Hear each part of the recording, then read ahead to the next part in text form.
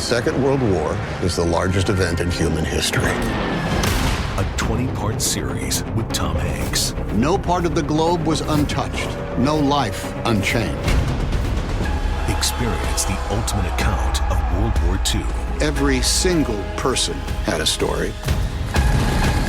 These are the stories that make us who we are. Listen to World War II with Tom Hanks on Apple, Spotify, or wherever you get your podcasts. All right, places, please. The Daly Migs Show is on deck. Guitars plugged in. Drums ready to go. Chickens. Other animals. And action. This is the Daly Migs Show on The Rock with Taryn Daly and Steve Migs. While listening to the Daly Migs Show, please refrain from any unnecessary finger gesturing. 99.9 KISW. Good morning, Rockaholics. Is it Thursday? It's Thursday. Happy Thursday. Here we go. Thirsty Thursday. Very Come on. close. Well, speaking of Thirsty Thursday, Steve Migs, I know that you and the wife, CE, recently added an espresso machine to your home, and you've been, learning the tricks of the trade and brewing up some good stuff. Well, I just did something pretty wild this morning. Uh-oh. I put hazelnut creamer and vanilla creamer in my black coffee together, and let me tell you. You doubled down? It slaps. Okay, and if you're putting together your Mount Rushmore of creamers, because last week you were telling us all about the Snickers creamer. Dude, our neighbors across the hallway at the Wolf, they got Snickers coffee creamer, and it is so awesome. I've never met somebody who's talked more about these little creamer cups than Taryn Daly. I also thought she didn't like white and creamy things. Well, if you mix it in with the other stuff. She likes it with the chocolate. Oh, my That's fair. God. Yeah, I get that. Yes, it's true. But yeah, I'll mess with some creamer every once in a while. I love black coffee just by itself. There's something about it. Right. But man, today I just decided to get real crazy. All right, so if you had to rank them, who's number one? I really do. My tried and true trusty coffee creamer is always like the French vanilla coffee creamer. Same. I like the sugar free. I like the fat free. I like the plain. Whatever. Okay. There's also. I didn't even know there were options. I thought it's just a tiny little cup. You just take whatever amount of calories you have to take with that thing. And then I would say, hey, I put hazelnut up there yep. too. Mm-hmm. But sometimes the holiday flavors that they bring out. Oh, yes. Like the cinnamon roll one. Oh my gosh. Guys, tell me. it's happening. No. I saw yesterday at the store. What? Pumpkin spice is Ew. back. It's not even August. That's on my there. bottom. I'm so excited. That's on my bottom three. So I think we got to go online and see what other flavored little coffee, like little creamers that we can get.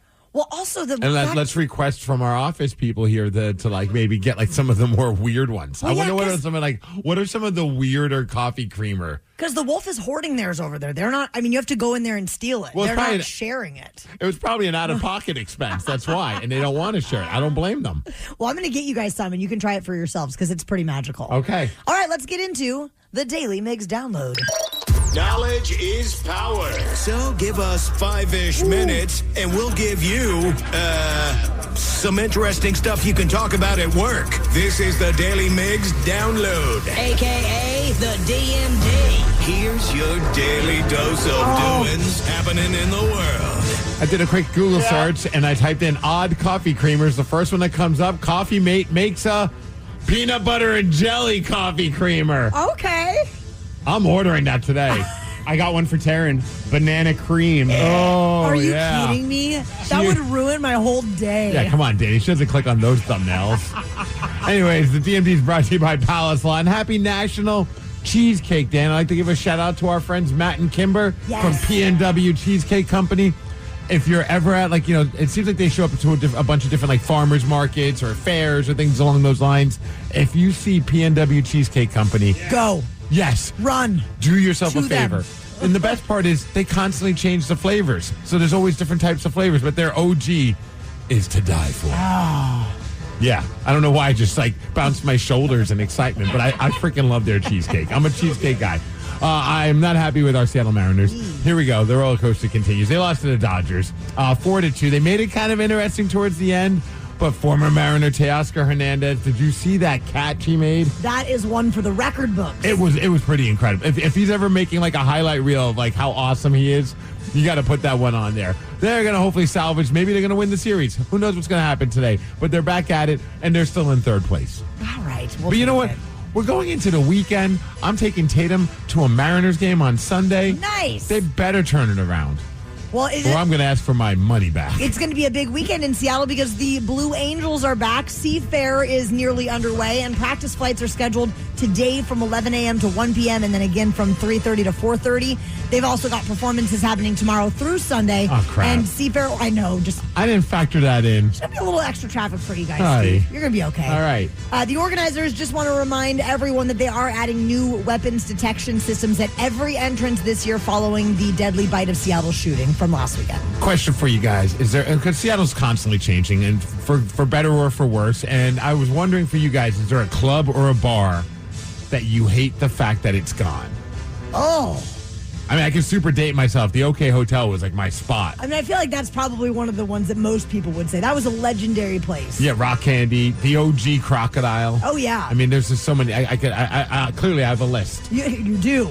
So I bring this up because I just saw this at Pioneer Square's Central Saloon. No! They're shutting down after 23 years under its current ownership. So hopefully that means maybe some new owners are going to come on in. But they're citing rising costs, ongoing financial challenges, which I get. It's got to be tough to keep a club going, especially in that area. Oh, yeah. A music club, too. That just seems harder and harder these days. But, yeah. And speaking of Seattle clubs from back in the day, I don't know if you remember the Phoenix Underground. Totally. Got to give some love to the friends and family of Rick Wyatt. He owned and operated the Phoenix Underground. Sadly passed away. So thoughts go out to everybody that knew Rick. Sounds like just from all the Facebook and social media posts that I've been seeing, just a unique and fun person that brought a lot of love and a lot of life to the Seattle music scene. For sure. As far as weather, we're hitting a high of 78 degrees. Going to be a nice clear day today. That is the DMD, brought to you by Snoqualmie Casino and Hotel, and that's what's up. The Daily Migs Show. Daily Migs Show. There's a 13-year-old girl who went swimming on her birthday vacation and came out of the water with a barracuda attached to her hand. You're going to hear from her and exactly what happened at 6:20. A 13-year-old Texas girl is recovering after being bitten by a barracuda. She was swimming during her birthday vacation with her family in Turks and Caicos. Her name is Claire, and this is her with her mom talking about what happened. I did the handstand, just felt like a lot of pressure. I just looked up from my hand, and I just saw blood everywhere. It was just blood running through my whole arm. It was just like a horror movie. She stepped in and said, "I'm a nurse. Can I please help?" And I said, "Yes, please." And so she created a tourniquet. Yeah, you're not going to be like, no, we got this. Carry on. She created a tourniquet and helped stop the bleeding while we were waiting for the ambulance to arrive. She named the barracuda Susie. She's like, "I'm not mad at the ocean. I'm a little mad at Susie." Okay. Suze.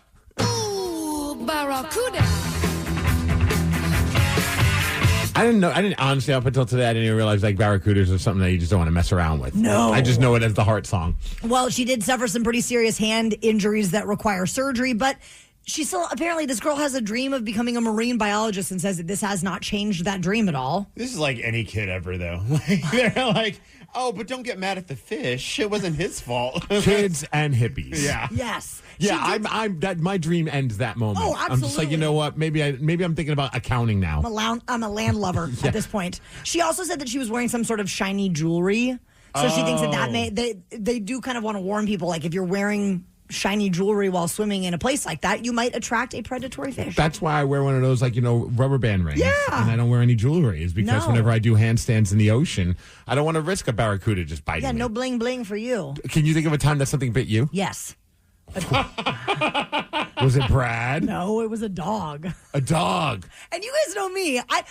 I freak out every time I see a dog, right? Yeah. Oh, you stop everything. I stop everything. I want to go see the dog, but it's always nice to ask permission. May I pet your dog? And this guy I dated in high school took me down to the river to meet his family, and they had this old black lab, and he was like, "Hey, just a warning, the black lab can get a little crotchety." And I'm like, "I'm great with dogs. Don't worry about it." Dogs love me. Pop down there to say hi to him. He immediately bites me in the face. I mean, like within seconds. And I was like, "Oh, crap, you weren't lying. Like break skin? He bit me in the lip, and so I just basically had like a little bit of just a little cut, and then it swole up bad because it was quite the impact. Okay, I was gonna say it was like an aggressive bite because like sometimes you get like when DJ like sometimes tries to lick your face, she gets a little too excited and like gets a little nibble. Oh yeah, nothing like that. Nothing like that. I mean, this dog was like clearly warning me, stay out of my face, and and it was a big lesson for me because I'm a dog whisperer. All the dogs love me. Well, that's not true. You got to be careful out there. You just never know. What about you? You ever been bit? Yeah. By what? My roommate.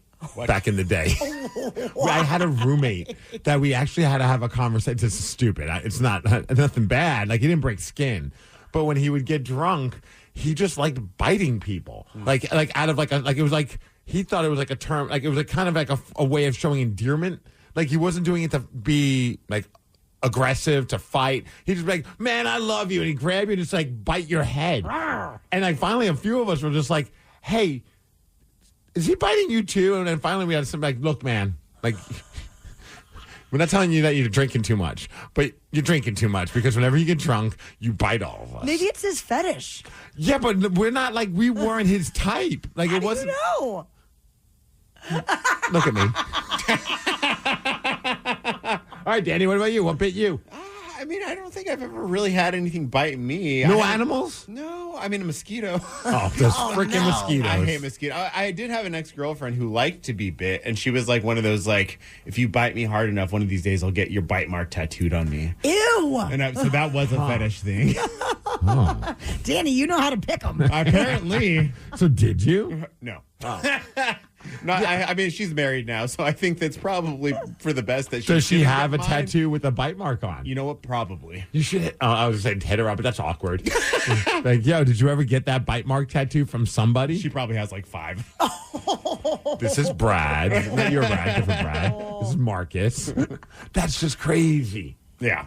I mean, to each their own, you know? Yeah, I don't think it has ever been like an actual animal. My wife got bit by one of our dogs, Lulu. But I give her a pass. It was during the Super Bowl, and Percy Harvin just ran the ball back, and we're all yelling and screaming, and Sid's holding Lulu and like bouncing up and down like during that Super Bowl that we won. And then Lulu was like, "What the F's going on?" Just took a quick little bite. Thankfully, one of our friends is a nurse, and she was just like, "Oh, you're gonna be fine." Because I'm like, do I have to take Sid to the hospital? She might lose this arm.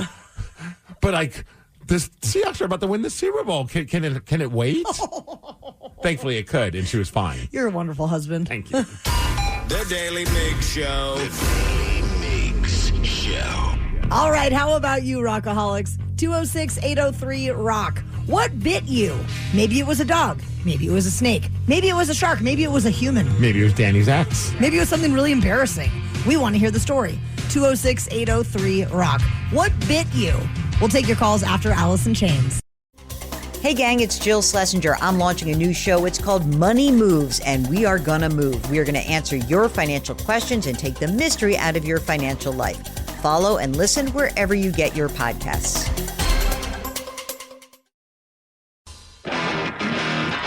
We want to know what bit you.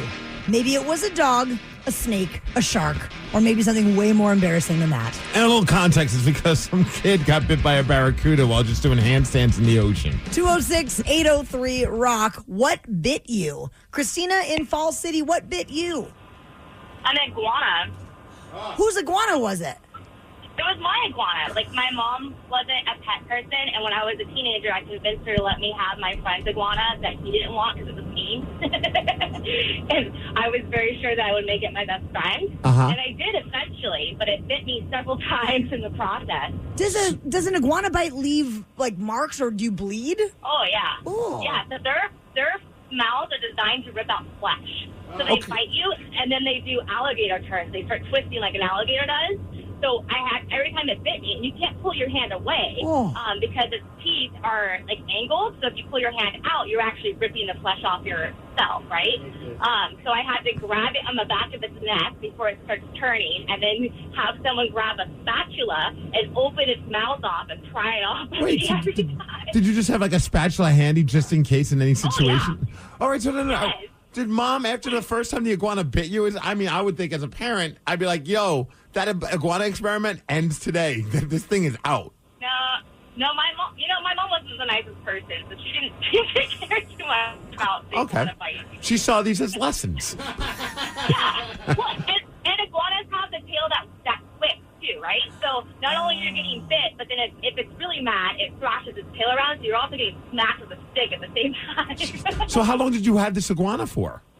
Oh my gosh, its name was Gomez, and I had it for probably 5 years, and it did eventually tame up and become my friend, and it died because it wouldn't stay in its enclosure, so it would always get out, and I had a friend over with its dog, and its dog bit him in the head, and he died. I know, it was very tragic. Well, dogs rule. Wow. Doug on I-5. That took a dark turn. What bit you? What bit me? Well, back in the day, there used to be some strip clubs in North Everett. I live in Stanwood. Yeah. And I got bit by a stripper. Now, I hear when a stripper bites you, you need a spatula to be able to pull their teeth out of your skin. Oh, my God. It was something. Like, every time I hear that song, I'm in love with the stripper, I hear I got bit by a stripper. It happened twice. Twice? Same girl? I also wound up at a strip club on Lake City Way, and I got bit, and I bit back. Oh! And then I got kicked out. Do you have to pay extra for the bite? Probably. Is that the stripper in the background barking right now? Was it the same stripper? No, I don't think so, but maybe.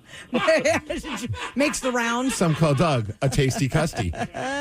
Vanessa in Bonnie Lake, what bit you? A ferret. Oh, no. Whose ferret was it? It was my aunt's ferret.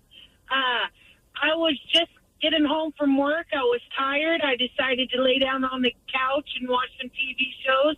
I'm drifting off to bed, and here comes this ferret. Barry, she was a good ferret until then, but she freaking took a chunk of my big toe off, and I flung her across the room, and she hit her back on the wall. She takes off, and I'm freaking out. She comes back 10 minutes later with a dead frog and throws it on my lap. Yeah. She's like, look, this is you. This is you if you ever fling me against the wall again. She was making up for her wrong. Yeah. Oh, so you thought that was a gift? Yeah, it was a gift. I see that more. Sorry. I see that more as a warning. Yeah. 206-803-ROCK. Larry and Lacey, what bit you? Yellowhead moray eel. Where was that? In my fish tank. Wait, so you owned an eel? I did. He was, at the time, he was only about 2.5 to 3 feet long. When he died, he was about 4 feet long. But I was cleaning the tank, and he thought my finger was a fish, and he decided to have lunch. Did that make you, did you like have scarring or bleeding or anything like that? Oh, it cut an artery. So I'm a nurse, so I eventually got his mouth off me. I was screaming like a little girl. Oh, my daughters were laughing at me. Thanks, kids. Wait, so you said this? Yeah. You said the eel got about 4 feet long. How big of a tank do you have to have this eel in then? His tank was like 6 feet long. Wow. What made you passionate about eels? I saw him at the fish store. He was gorgeous, so I got him, and he was very beautiful. Loved watching him swim. So. And did you keep him after he bit you? Oh yeah. What was his name? That guy went through a lot. He bit me. I dropped him on the floor. He was in a car accident when we brought him home one time. So, well, why'd you let went through a lot. Why'd you let the eel drive the car?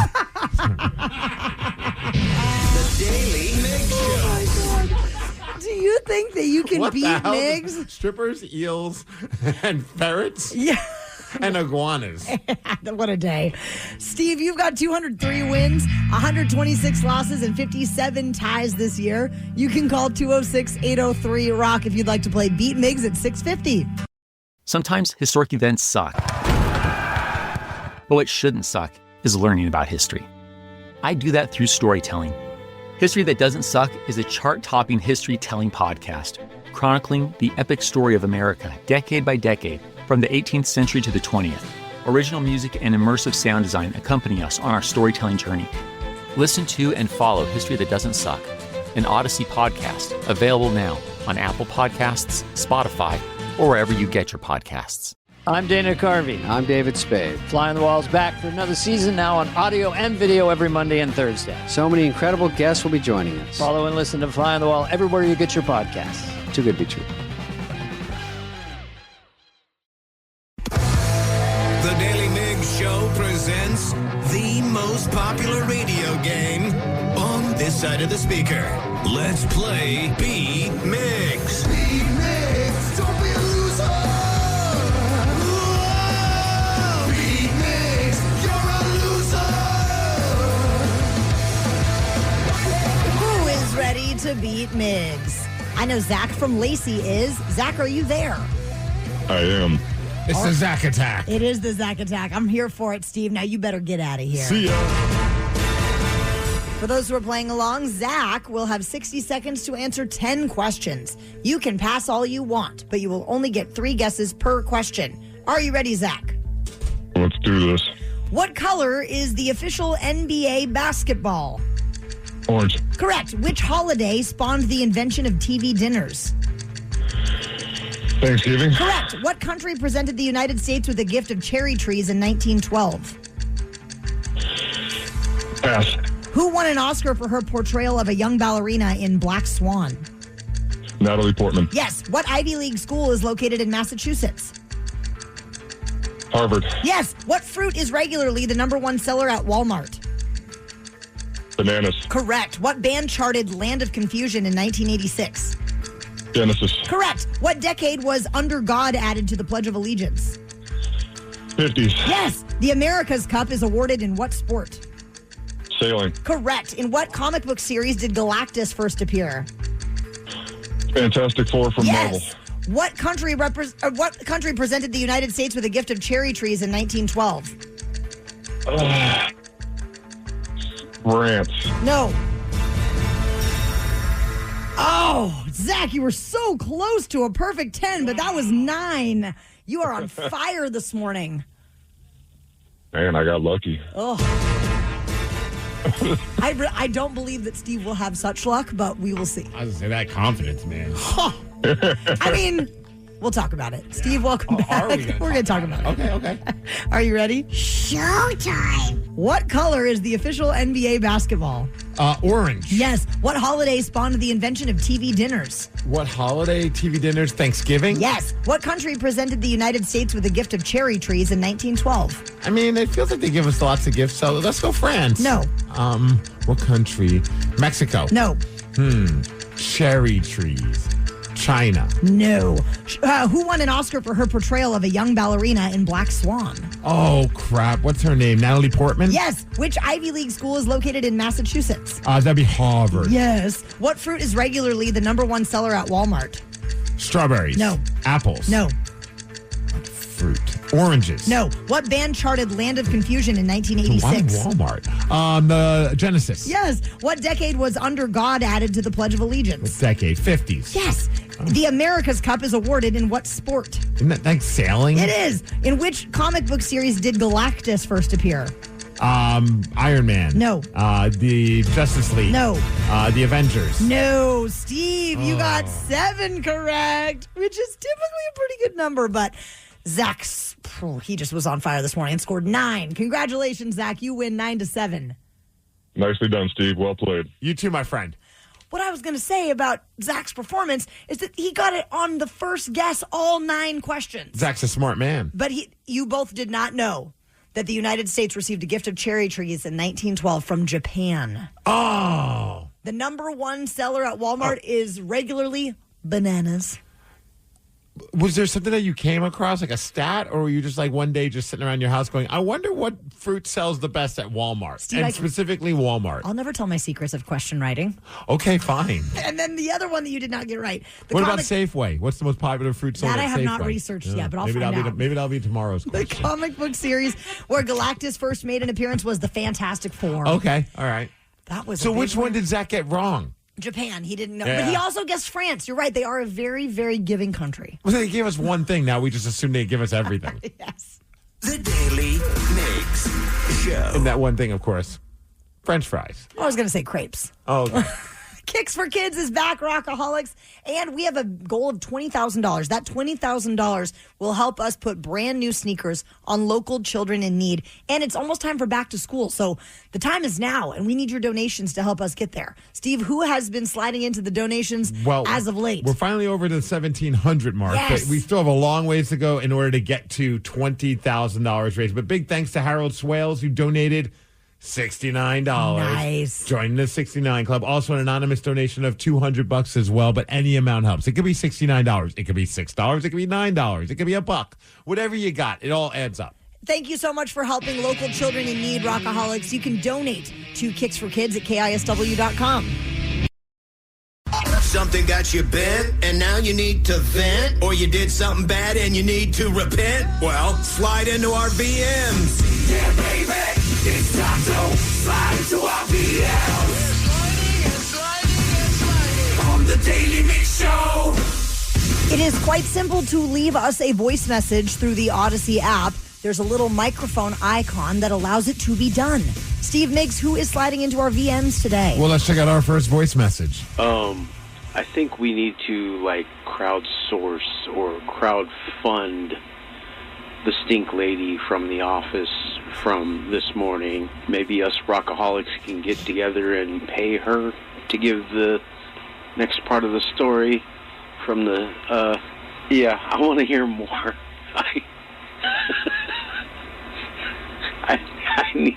I need closure.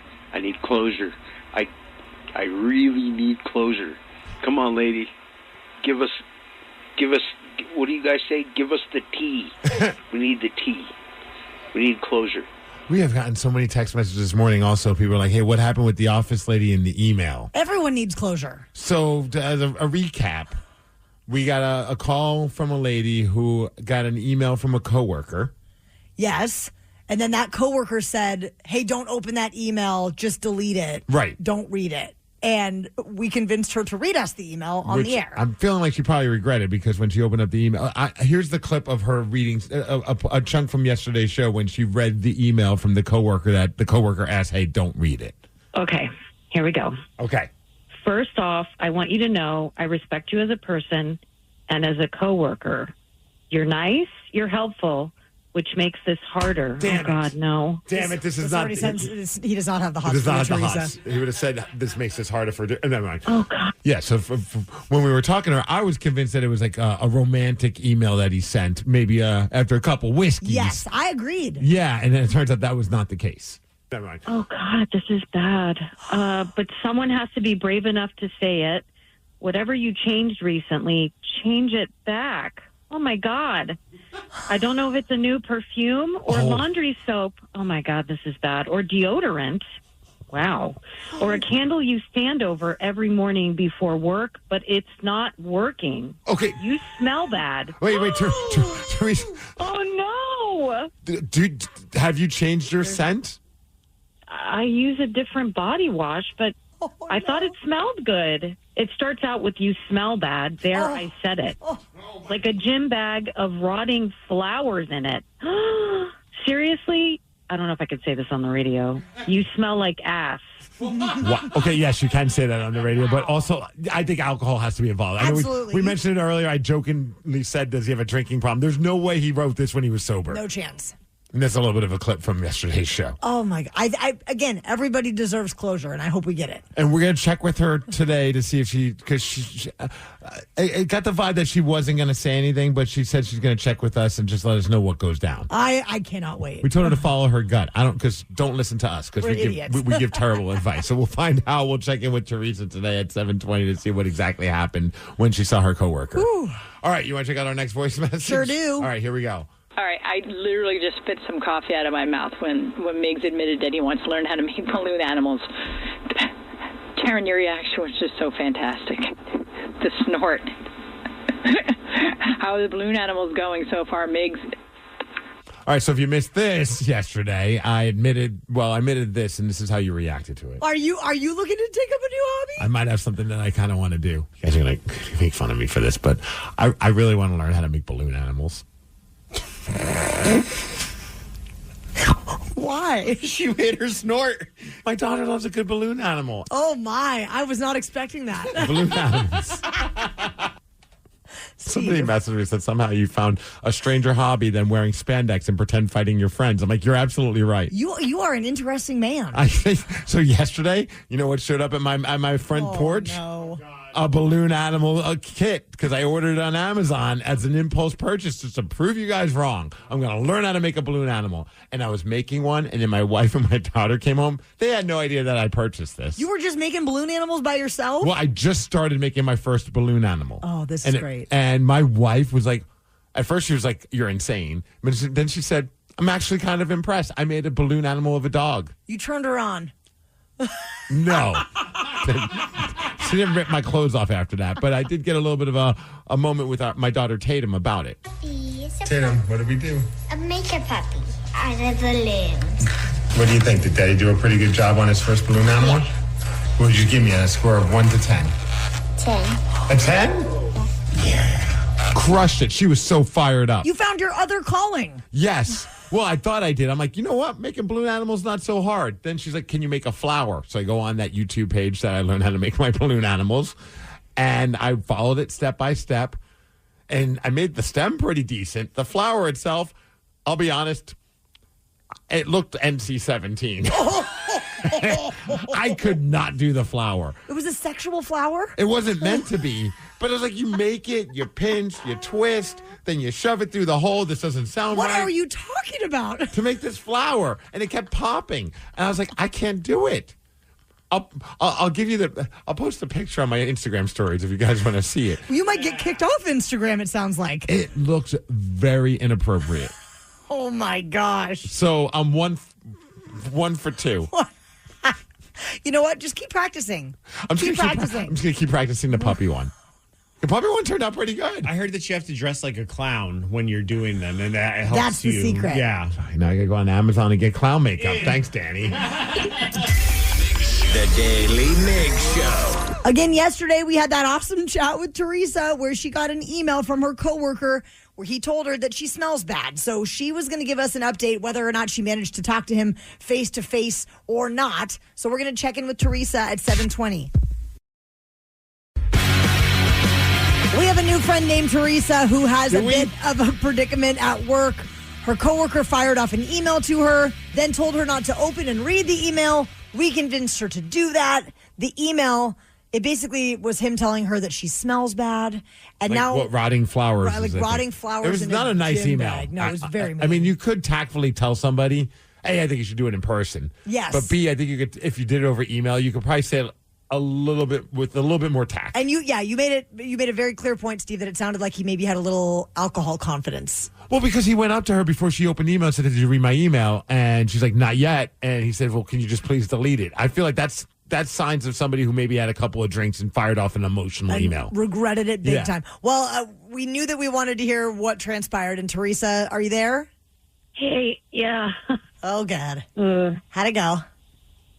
Did you? Okay, so Did you I talk wasn't to him? going to say anything. I wasn't going to, but he stopped me as soon as he saw me this morning, and he asked if I read the email. I said that I did, and he was beyond apologetic. He was mortified, and you were right. He said he had way too much to drink and just fired off that email and instantly regretted it. But, we had a good chat. All is good. He was really worried that I was going to tell HR. And you should. I mean, Can we call your HR department, Teresa? Oh, I'm kidding. Don't. I'm not going to tell them, but you can do what you want. I'm no snitch. I'm not going to tell on him.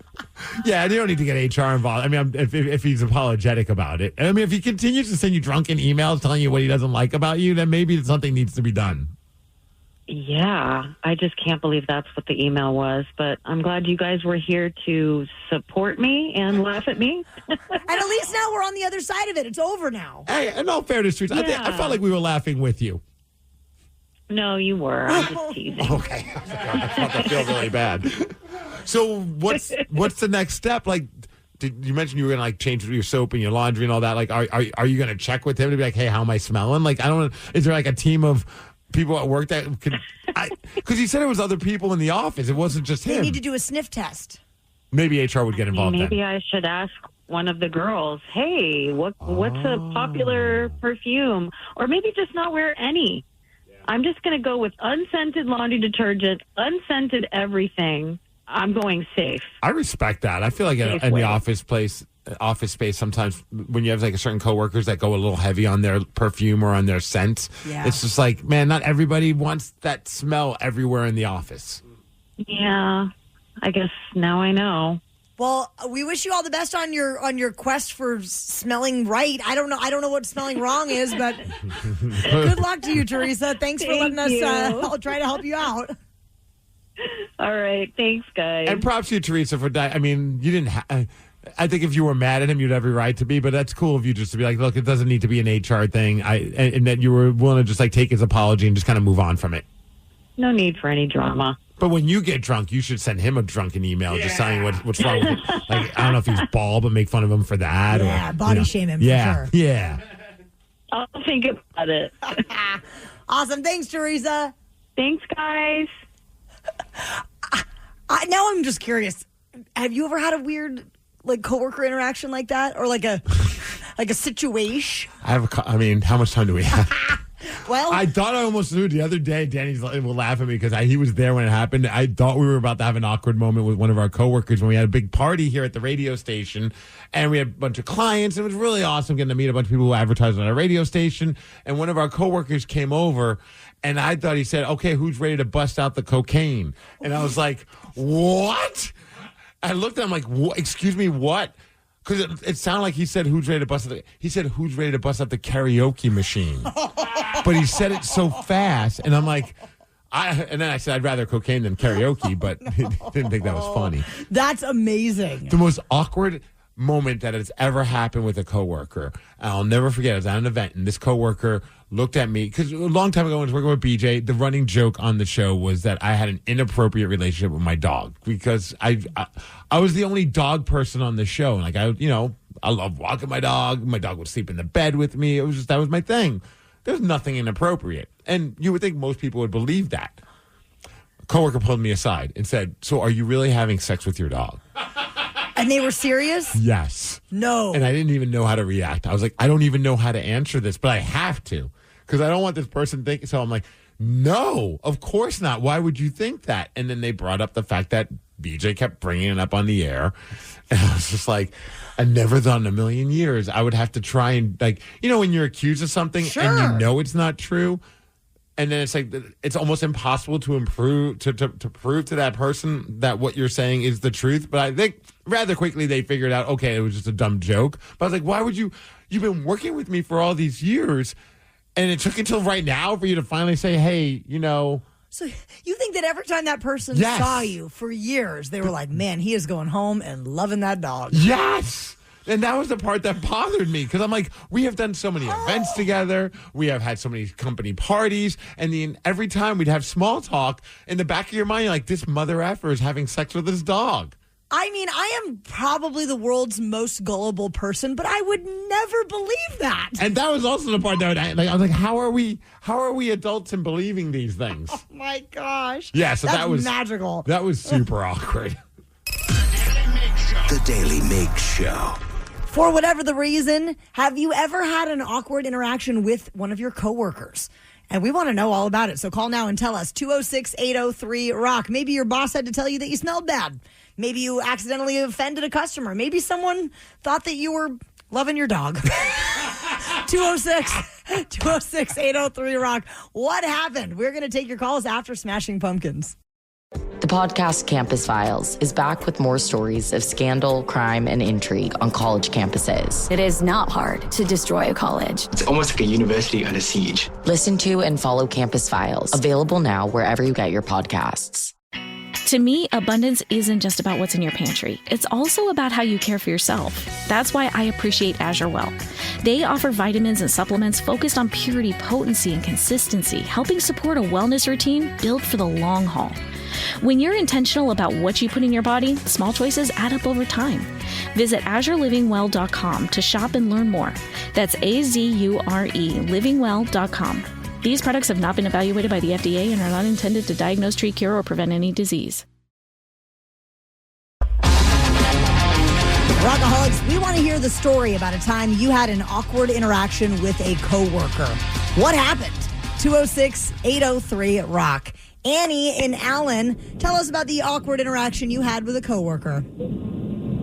Hi, you guys. What's up, Annie? I started working at the School for the Deaf in the athletics department, and one thing you learn about sign language is you just use it, you do it, or you'll never learn it. And so I asked one of the older men, one of my coworkers, in the snack bar in front of about 75 high school seniors, if he wanted a piece of my pizza. But if he wanted a piece of pizza. Okay. But I actually asked him, did he want my female reproductive part? Okay, Are the signs similar? Right, is it like a triangle? Yeah, it's a triangle, upside down triangle. Yeah. It is. Are we using Point one? downward. Okay, wait, help us. Is it one-handed or is it both hands? It's both hands, and if you point down, that's the female body part. Okay, so what if it's pizza? Do you point up? No, pizza is sliced.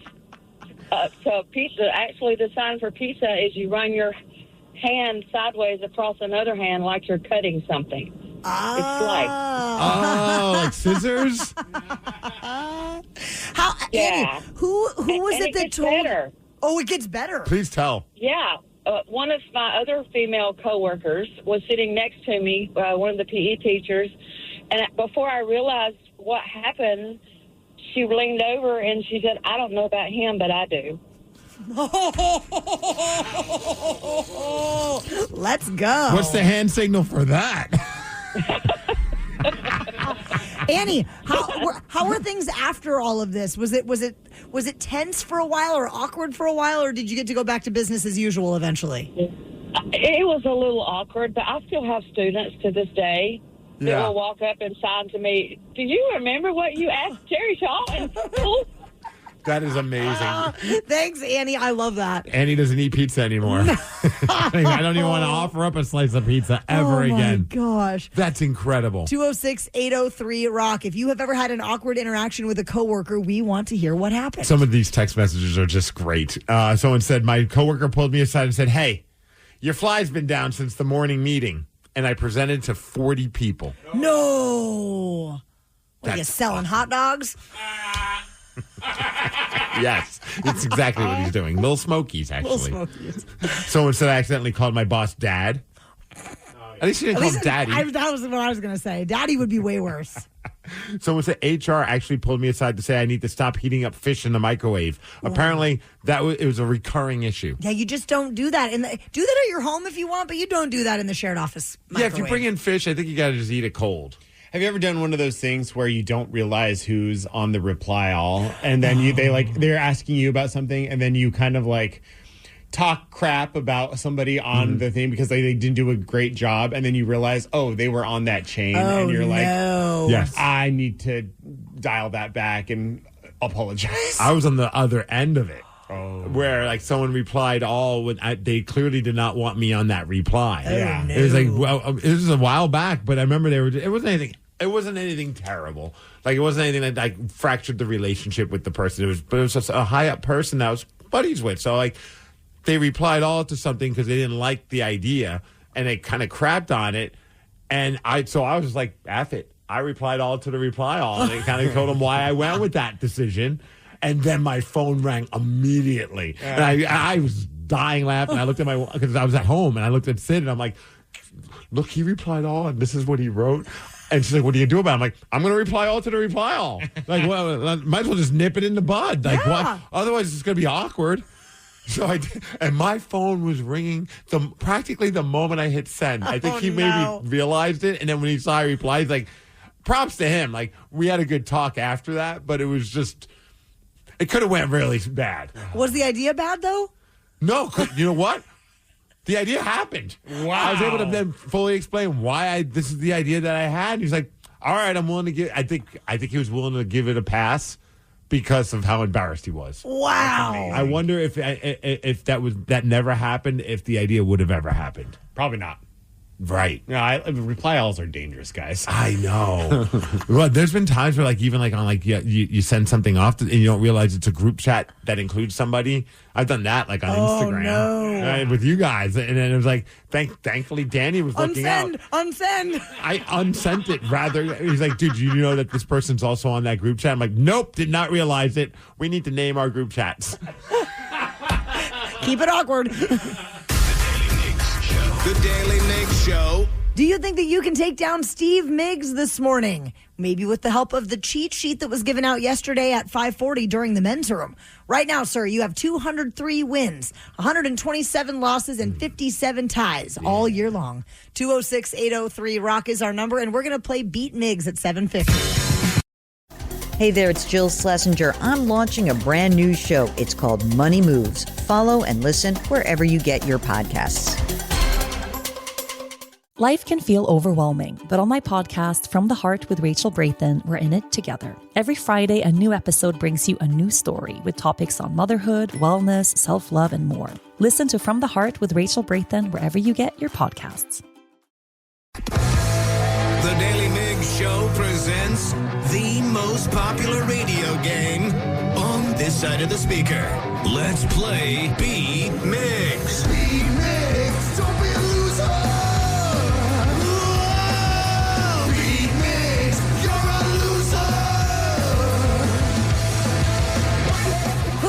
Ready to beat Migs. I know Rob from Port Orchard is. Rob, are you there? Yep, I'm here. Hey, Let's go, Rob, were you listening to the cheat sheet yesterday at 5:40 by any chance? Not, but hey, I got a quick plug. This is an idea for you guys to do, is that the winner of Beat Migs picks the next song. Picks the next song. Oh. You know, Ryan Castle's not here. Let's just do it. What song would you want to have played if you win? Please say Rush. Please say Rush. You know, I love Enter Sandman. It's just a good one. It's a great choice. All right, Steve. What song are you going to pick? I'm going to go with... Oh, no. This could get sideways. Chumbawamba. No, get out. The whiskey drink song. Oh, my God. Tub thumping. Yeah. Get it ready, Danny. Get it freaking ready. I vote no. Too bad. For those who are playing along, Rob, with excellent musical taste, will have 60 seconds to answer 10 questions. You can pass all you want, but you will only get 3 guesses per question. Rob, are you ready? Yes. What is Ace Ventura's profession? Detective. What's that? Detective. Yes. How many children does Flea have? Pass. What U.S. state is the raisin capital of the world? The raisin capital, California. Yes. Casey Kasem was the original voice of what cartoon character? Bugs Bunny. No. Pass. The Grand Canal is in what Italian city? Venice. Yes. What marsupial takes its name from the indigenous Australian term for no water? Kangaroo. No. Koala. Yes. Liberty Enlightening the World was the original name for what national monument? The Washington Monument. No. Statue of Liberty. Yes. Where on the body would you find the occiput? The foot. No. The butt. No. The head. Yes. Which 1980 film earned Stanley Kubrick a Razzie for Worst Director? Pass. 1, 2, 3, 4, 5, 6. Correct. All right, Rob. Not bad. So is it going to be Tub Thumping or is it going to be Enter Sandman? Honestly, I feel like it could go either way. Okay. I feel like it could go either way. Jesus. Steve? This is exciting. Welcome. Is it? I think Welcome so. back. Are you ready?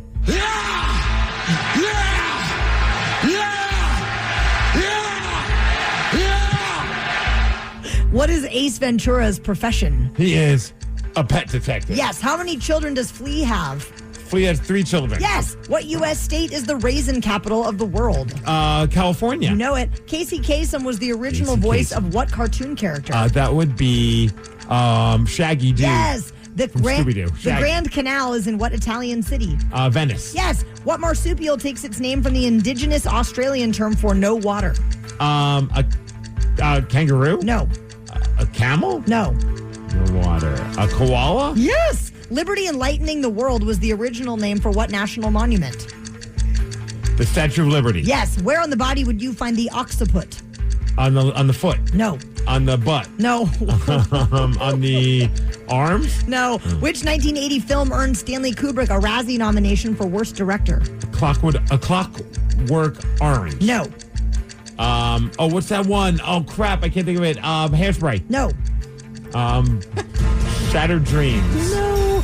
Steve, you got 1, 2, 3, 4, 5, 6, 7 correct, and that is a win. 7-6. Sorry, Rob, you were so close to Enter Sandman. Well, good game. Thank you, my friend. Really appreciate it. Winning.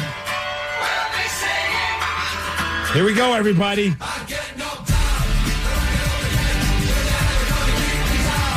Oh, you wouldn't dance like that if it was Metallica.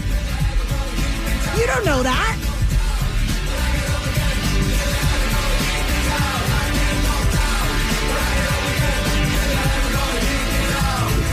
I actually had this entire album and listened to it a lot. Wait, they have other songs? Oh, yeah.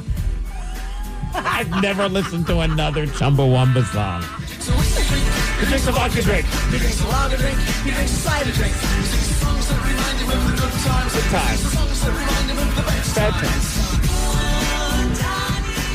Danny boy. Yep, there I am. That's why Steve loves this song so much. You know it. It reminds him of me. Oh, my God. It's not about the number of times you get knocked down. It's about the number of times you get back up. That was very inspirational. I learned that from Rocky Balboa. Oh, boy. Steve, the part of the body where you will find the occiput is your head, but I feel like you guys both went from foot to butt, which I really enjoyed. Yeah, did he do that too? Yeah. Nice. And Stanley Kubrick was nominated for a Razzie for Worst Director for The Shining.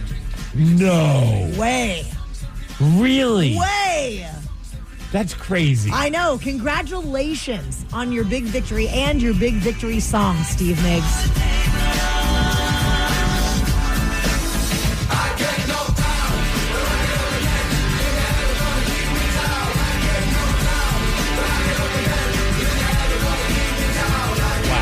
This is making them both very happy. Turn the lights off. All right. Get the disco ball out. Chumbawamba rave. The Daily Migs Show. 206-803-ROCK is our number, and we have a simple question we'd like to ask you. 206-803-ROCK. Anyone can call up and answer this question because it is so simple. 206-803-ROCK. We're going to ask it after The Offspring. Well, Steve Migs, I had a pretty good run of not getting speeding tickets. But this week I got a speeding ticket. What you gonna do? What you gonna do when they come for You got a speeding ticket. I How got a fast were you going? Well, here's the thing. I didn't realize how fast I was going until I received the speeding ticket in the mail. Oh, no. Yeah, I forgot. This actually happened. This is a thing now. This is a thing now, and it actually happened to me like months and months and months ago where I got mailed a warning. Yes. And they were like, hey, these new cameras are out. Like, slow down, you idiot. Well, I didn't really slow down very much, and I got a speeding ticket. Yeah, because it's so crazy because the other day I got one too. I was visiting Ben Dragavon. He's got the Athlete Complete where he just helps get your body in better shape. And I went to visit him, and then a few days later or whatever, a few weeks later, I got a speeding ticket, but it was for $0. Oh, yeah. So my first one was for $0. But I had to go online and acknowledge that I got the ticket because it's like a warning. So this one was not for $0. How much was it for? Okay, you want me to tell you how much I was going Danny, over? How much do you think? Let me tell you how fast I was going. Okay. I was going 14 miles per hour over the speed limit. I'm going to go 220. Ooh. I'm going to say 269. Oh, nice. You guys were both like right in the pocket there. $248. Wow. Yeah. Does this kind of a ticket go on your record? Because I know sometimes I don't know. Sometimes like the camera ones don't.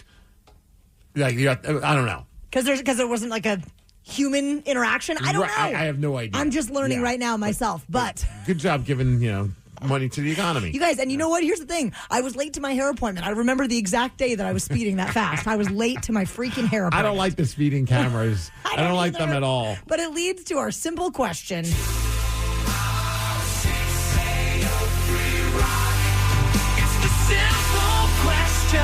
It used to just be the red light tickets in the mail. Now we get speeding tickets in the mail. We're going to start with Matthew in Duval. Matthew, if you've ever gotten a speeding ticket in the mail, what was it for?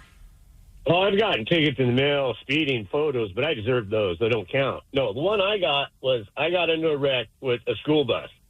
And the police showed up, and they went through all the stuff. He asked me for my information and stuff, and I gave it to him, and it was all done. He said, go home.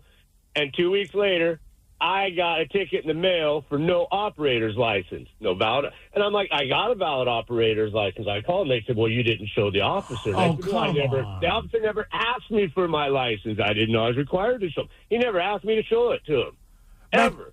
Question, and when so I took it to court. Uh-huh. And I had to, they said it was his word against mine, so I was guilty. And then so I threatened to pay the whole fine in pennies. And then the clerk got all mad at me there in Bothell because this happened at Thrasher's Corner. But I had it all, I even had an affidavit from the school company saying I had it, but they said it was hearsay because it wasn't in person, that it was just in writing. I have a dumb question. Were there any kids in the school bus? No, she was empty, thank goodness. Oh, and it was man, her right? fault, right, but I got a ticket for her fault because he never asked me to. And they're like, well, you should have showed it to him. I'm like, I didn't know I was required to voluntarily show my license to people. You need to make a T-shirt that has your license on it. That way you never have to worry about that again. Problem solved. It's always there. 206-803-ROCK, our simple question for Karen in Bonnie Lake. If you've ever received a ticket in the mail, what was it for? I ran a red light. Ooh, do you remember it?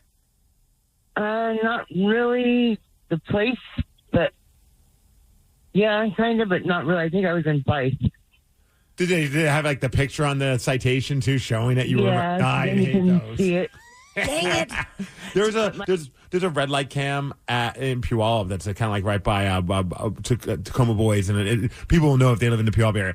This light, man, it's constantly flashing like a flash. I'm like so many tickets, another ticket. No, like that's the one wherever I'm like getting close to it, I'm like, it's turning yellow. Hit the brakes because you know you're gonna get the ticket. Oh, for sure. 206-803-ROCK. Our simple question for Angela in Hoodsport: if you've ever gotten a ticket in the mail, what was it for?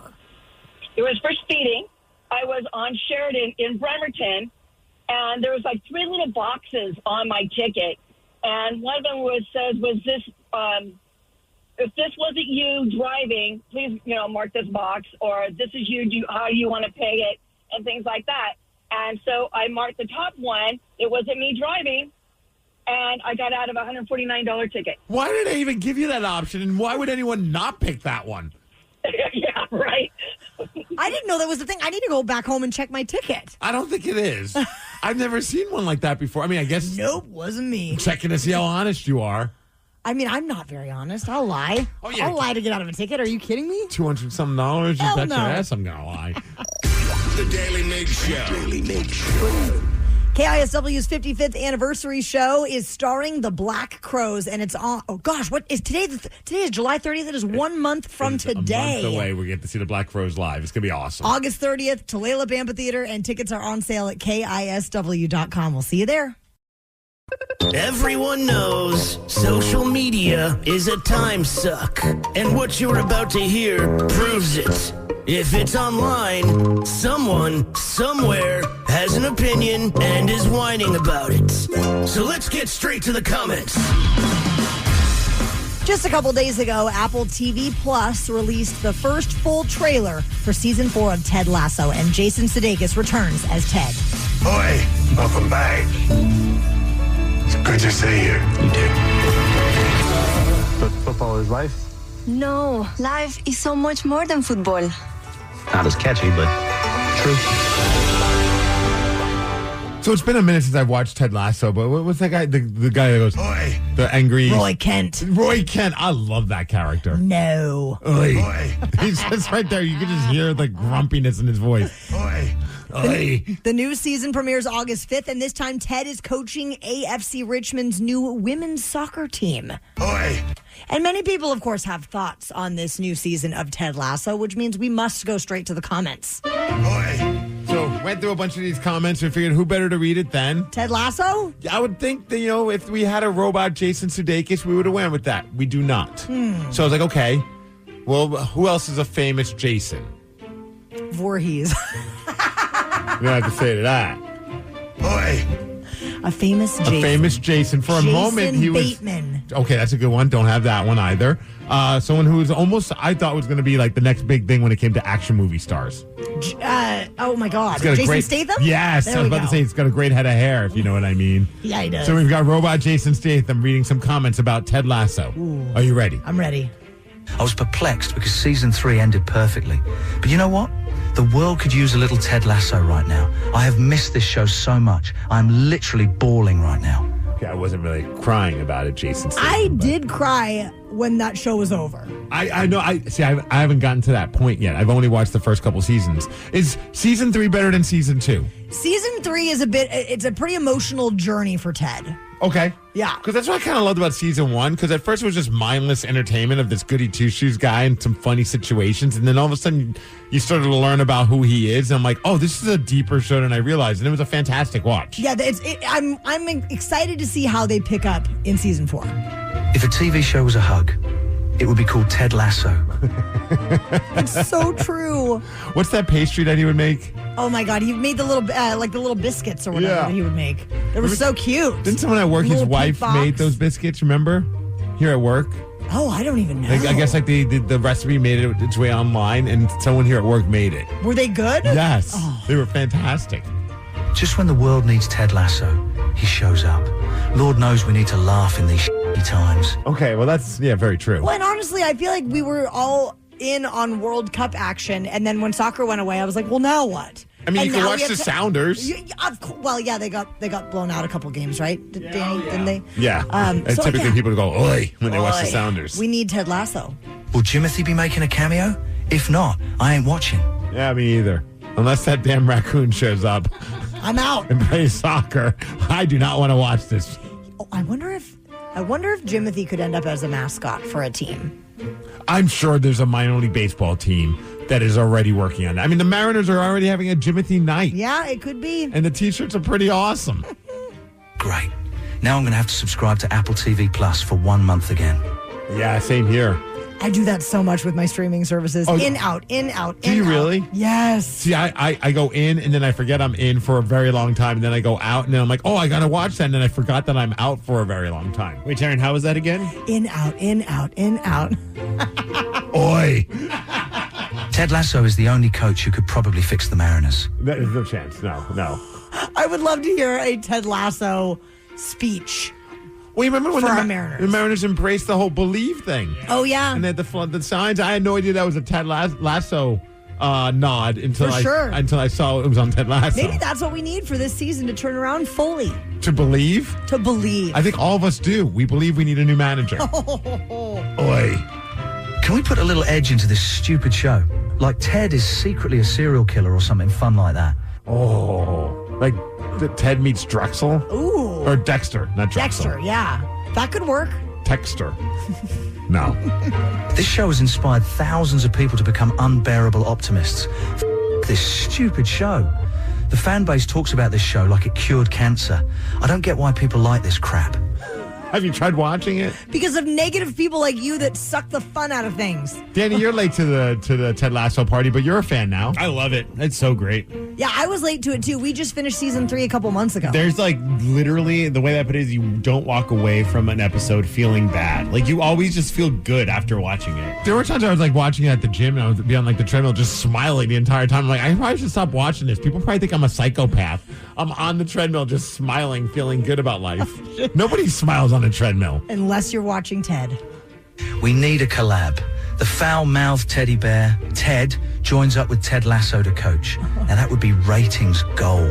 Okay, I don't know if we ratings gold, but I'm in for that. Not a terrible idea. So Ted, it became a TV show on Hulu. Oh, yeah. Can Hulu and Apple TV coexist? Maybe they can. All right, we have a couple more comments about the brand new Ted Lasso season, the trailer that dropped, and people are commenting on it. Are you ready for the next one? Yes. Welcome back, Ted. When I lost my job a couple of years ago, my wife and I decided to give this show a shot. We really needed the positivity that was in this show at the time. We love you, Ted. See? That brings up okay. Is there a show that helped get you through tough times? I ask because when I lost my job, when I was working at a place called K-Rock, and it lasted for like a blip in Seattle. And then at the time, like a relationship was ending, lost the job, kind of went down a dark spiral in my life. And the thing that helped get me out of it, of all things, Before Ted Lasso, Conan O'Brien. Oh, love Conan. I would stay because I would not sleep. I could not sleep. My anxiety was crazy, and I would just watch Conan at night every night, and the bands that he would have on, the comedy, the bits. That forever, like I will always have nothing but a soft spot in my heart for Conan O'Brien because it in a weird way helped get me through some crap. I can totally see that. Okay, how about you? God, I don't know if there is one for Danny, me. anything? Cops, dude. When I was going through a breakup back in the day, and I was just like in my apartment by myself, that was like what I just had on all the time, and it just made me feel like good. Exactly. You're like, hey, I'm not that bad. Actually, you know what? Now that you bring it up, Intervention. Okay, so we do have a show. Good one. Intervention. It's like, you know what? You're falling apart, but you're not this bad yet. So just keep your head up, kid. You know, there's another one. Like when my wife and I were going through, I felt like it kind of put a smile on our face when we were dealing with all the fertility crap that was going on in our life, and it was just kind of a rough patch. And it was Parks and Rec. Oh yeah, that's a good one too. That was a super Very fun. feel good. That and How I Met Your Mother. Mm-hmm. These were just like fun, mindless shows that like just kind of put a smile on our See, face. we need Ted Lasso. We have one more comment about Ted Lasso. I don't get the appeal of this stupid show. Soccer sucks, and so does Ted Lasso. My bad, that was Mike. Hater.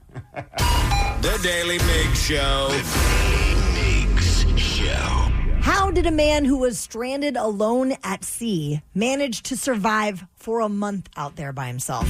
We're going to tell you what's trending after Stone Temple Pilots. Snacks. Lots of snacks. Every week on the Moth Podcast, you'll hear true stories that will intrigue you, inspire you, and make you laugh. He said, is there anything in your diet that might be spiking your blood sugar? I said, sometimes I eat pizza until I'm unconscious. He said, I think that might be it.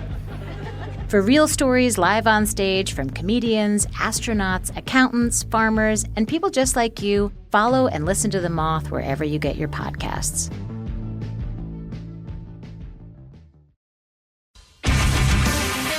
We know that many of you fine people are just waking up and trying to keep tabs on everything that's happening out there in the real world. That's like a full-time job. So we've gone through all the stories of today, and we're going to tell you what's trending. Stranded on the Daily Migs Show. Stranded, let's go. Let's go.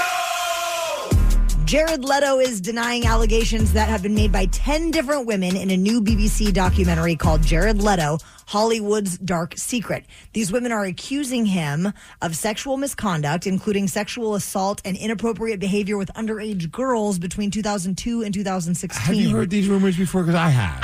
That's what I thought. I thought it was an old story when I Right. saw it, and then I didn't realize there was a whole documentary coming out about it. But he did release a statement saying that he's never sexually assaulted anyone in his entire life, that the claims are absolutely and categorically false. I saw some of the clips, and I mean, you know, you have to think about things when it comes to this dude, like, because there's been a rumor that's been going on. And it's not just one person. I mean, again, I don't know for sure if it's true or not, but there's a lot of people that are coming out saying that this guy is not that good of a dude. For sure. Do you have a hard time separating the art from the artist?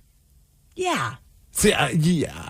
I know some people have no problem liking something even if they find out that artist or that person or that actor, that musician did something that was just kind of messed up. Like, obviously, there's different degrees of messed up. This is really messed up. Sure. And, like, there are certain bands that I just can't, like, those pop up on my phone, like on nope. shuffle.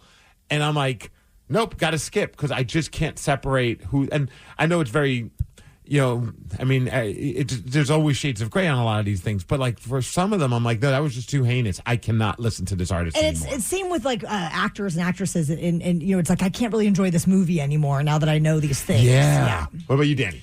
Sometimes it's hard, like, I mean, because especially in the pop punk and emo world, there's so many of those like allegations that fly. brand new. That's the band. I used to love that band. But even like All Time Low, Newfound Glory, like they've had different like members, and it depends on how the band kind of reacts. Sure. Like Newfound Glory, like they kicked the guitar player out and like completely cut ties with him, and like at that point, like what actually happened, like came out was like different than what they like originally thought, but still they just cut ties with him, and it was like, no, he's not in the band anymore. And it was like, I respect that, and I can still listen to Newfound Glory, but it's so hard to like be like, man, that was like the soundtrack to my youth growing up, so it's weird. It's even like that with, like, I mean, shocking. I don't know if you guys understand, but in the world of professional wrestling, there's some very interesting characters. Really? And some of them are just really messed up. And, like, there are certain ones where I look back and I'm, like, watching a classic match that I grew up loving, and I'm like, can't really do that anymore. Yeah. So you got to tell us, though, about what's going on with this person stranded you mentioned. Yes, okay. So this guy is a California man, and he survived more than a month stranded in the Pacific Ocean after his sailboat's mast broke. He was on a solo trip to Hawaii. He ended up staying alive by eating oatmeal. There was fish and squid that would land on his boat that he would eat, and then he was collecting drinking water from condensation. He ended up making a makeshift sail until a cargo ship spotted him and rescued him, and he was about 900 miles off Hawaii. So was it just like a goal that he was trying to do, is just sail from California? Because I know, like, there's people a group, do it all the time. There's a group based in the Pacific Northwest that my wife knew one of the guys that's currently doing it, like where it's like, I don't know what kind of boat they're on, like a kayak or something completely out of the ordinary, but they're all going to Hawaii. That sounds and they're so like wild. chronicling it on Instagram. I should try and track them down because that just seems so crazy. That's not a goal I have for myself in this life. No, I'd rather just take a plane. Yeah, me too. The Daily Migs Show. Do you think that you are smart enough to take down the great Steve Migs, a man with 204 wins, 127 losses, and 57 ties so far in 2026? You can call us right now, 206-803-ROCK, if you would like to try and beat Migs at 850. It's Sophia with an F, Franklin with the Y, and if you're looking for some bubblegum dum-dum podcast, then you are in the wrong place, baby. Whether I'm reminiscing on the trials and tribulations of working in the corporate world to recapping today's latest reality TV show, you're going to want to pull up a chair and stick around. It's a good time and always 100% unfiltered. Follow and listen to Sophia with an F wherever you get your podcasts. The Daily Migs Show presents the most popular radio game on this side of the speaker. Let's play Beat Migs. Beat Migs, don't be a loser. Whoa. Beat Migs, you're a loser. Who is ready to beat Migs? I know Jason in Everett is. Jason, are you there? I'm here. All right, Steve, it's time for you to get out of here. Bye-bye. For those who are playing along, Jason will have 60 seconds to answer 10 questions. You can pass all you want, but you will only get 3 guesses per question. Are you ready, sir? Oh, yeah, you know it. What color are the words Burger King on the brand's logo? Blue? No. Red? Yes. What character narrated Pinocchio? Character? Pinocchio? Yeah. You say no? Pinocchio? No, it's not Pinocchio. Who? Geppetto? No. Jiminy Cricket? There you go. Lincoln is the capital of which U.S. state? Nebraska. Correct. How many red balloons did Nina have in the 1984 pop song? Pass. What body part is removed with an orchidectomy? Orchidectomy. Pass. What giant prop did the Mariners use to celebrate home runs? Giant prop? A trident? Yes. How many decade volcanoes are in North America?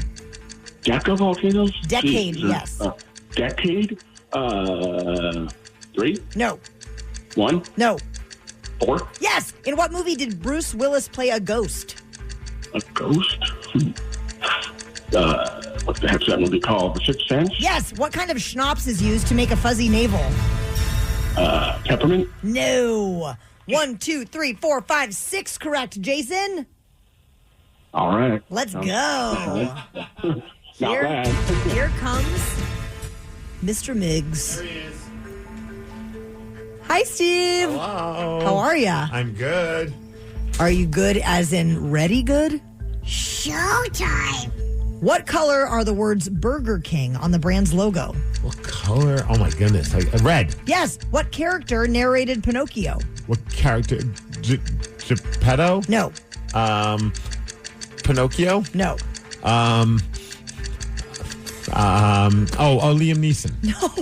Lincoln is the capital of which U.S. state? Nebraska. Yes. How many red balloons did Nina have? 99. Yes. What body part is removed with an orchidectomy? That would be your tonsils. No.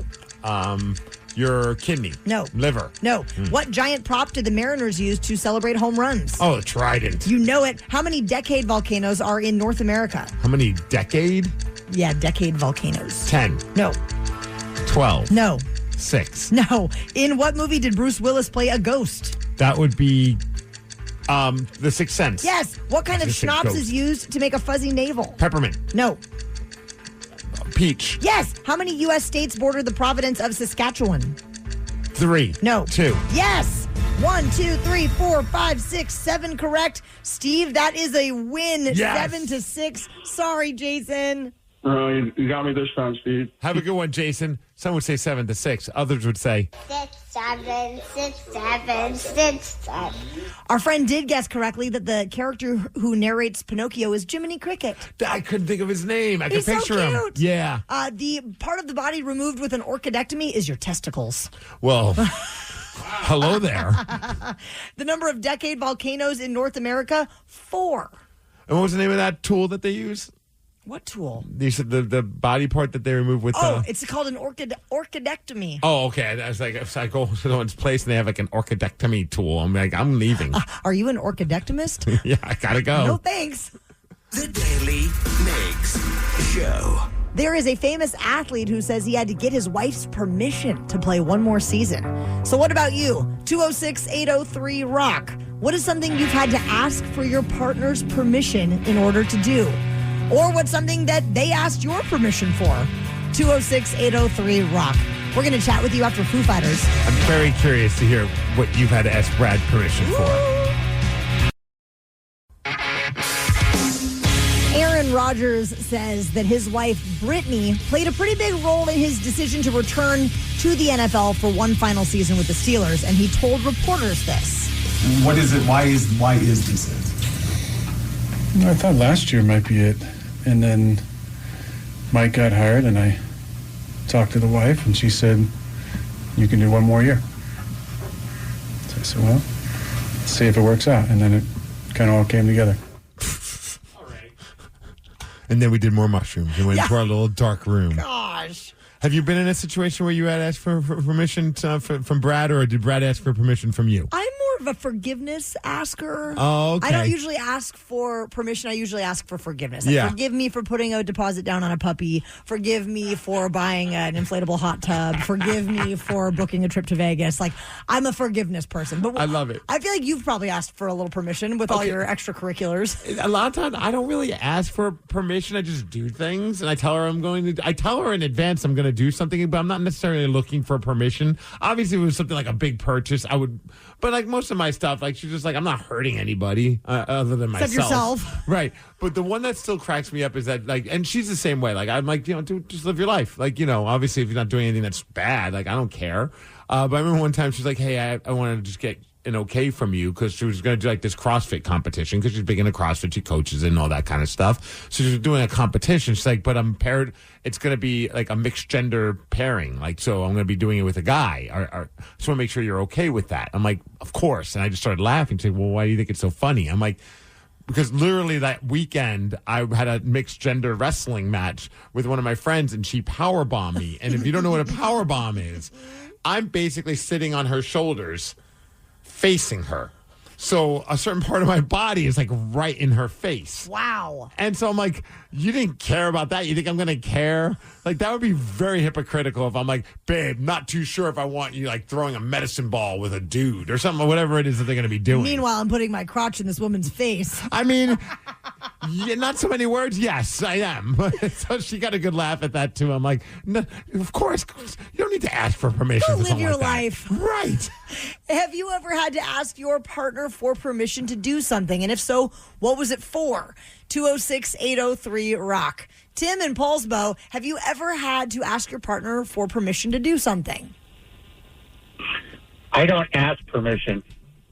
I just do it. Do you ever get in trouble for doing it? I ask for forgiveness. I don't ask for permission. Do you have an That's just example the of way I that? am. When's the last time you had An asked? example, I jumped on my motorcycle one day. It says I'll be back in a while, and I didn't come back for 2 weeks. What? Oh, did you communicate? Did you communicate with her for those 2 weeks? No. Where did you go? I went to Yosemite. Did she not want to go to Yosemite? I didn't tell her I was going there. I just went. Wait, were you guys in the middle of an argument? Like, what happened? No. So you're just I just decided I just needed to go, so I just did. Was it good for your relationship or bad for your relationship? It was fine. My wife said she wished that I would at least called her to let her know I was all right, so she didn't worry about me. But everything was fine. I am so fascinated by this, Tim. I did call her about 5 days in. Oh, that just was to nice say, of hey, you. I'm around. But, yeah, that was about it. So when you get back home, and she's like, "How was your trip?" Yep. How was the trip, Tim? Did you find yourself while you were out there? It was awesome. Yeah, I did. And then I ran into another guy, and we just kind of cruised around, and we went all the way down to Yosemite, and then we took all the way up, followed all the volcanoes all the way back up through Washington and stuff. It was pretty badass. I don't know if you've seen the movie Easy Rider, Tim, but that's the visual that I'm getting right now. Yeah, pretty much. So does she ever do? Does she ever do something like that to you? Like, does she just like disappear or? No, she doesn't like to do that. She doesn't like to do anything.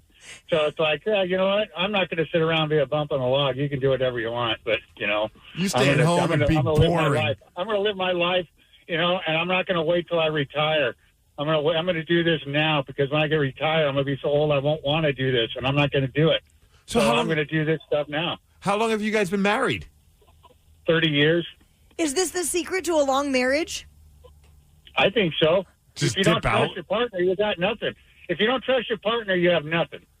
Yeah, but there's a difference between trust and just boning out on somebody for several weeks. If Brad disappeared, even when he said 5 days in, he called, I would be livid. Why don't we all try that? It's not a trust thing. It's a I'm worried about you, and we You need two to communicate thing. can, today after the show, just leave and don't show up until after we come back from Cleveland. Let's do it. Oh my! Could you imagine? Yes, No. I can. It's for the show. It was for the show. Yeah, we were just doing an experiment to see how pissed off you would finally get at me. And if Because we're you still haven't married after all afterward. these years. This might be the time where she actually was just like, you just boned out and just left and then met some random dude and just rode a motorcycle with him for like several weeks. What is wrong with you? Tim is living a charmed life. Yeah, he is. That is just so crazy. Or something.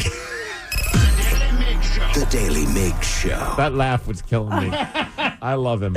Do you know music pretty well? So well that you think you could name a song if you heard only 1 second of the chorus? Well, if you can prove that to us, we will hook you up with tickets to see ZZ Top.